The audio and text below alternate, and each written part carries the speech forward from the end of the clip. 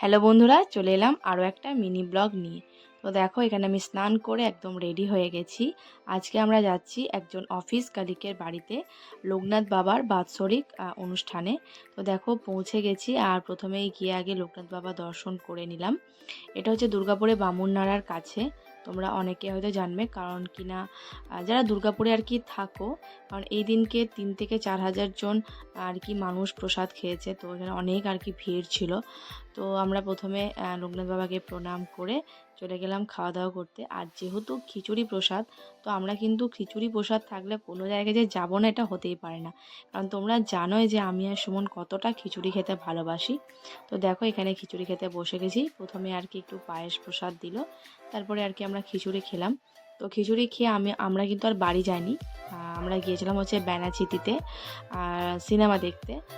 মুভির নাম হচ্ছে সাভা, বা বাংলায় প্রোনাউন্স করলে হয়তো ছাবা হবে। তো আর কি তোমরাই বলে দেবে যে ঠিক নামটা কি। আর হচ্ছে যে তোমাদের কেমন লেগেছে মুভিটা, অবশ্যই কিন্তু কমেন্ট করে জানাবে। আমাদের কিন্তু খুব ভালো লেগেছে। আমরা কিন্তু অনেকটা আগে পৌঁছে গেছিলাম, তাই অনেকক্ষণ আমরা আর কি বসেই ছিলাম। টিকিটটা আগে কেটে নিয়েছিলাম, কারণ কিনা বেশি আর কি সিট ফাঁকা ছিল না।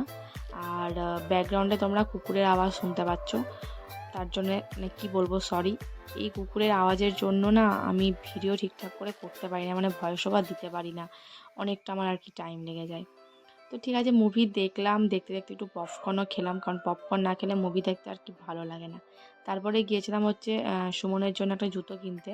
তো কোন জুতোটা নিয়েছি সেটা নিয়ে তোমাদের সাথে অন্য ব্লগে শেয়ার করব।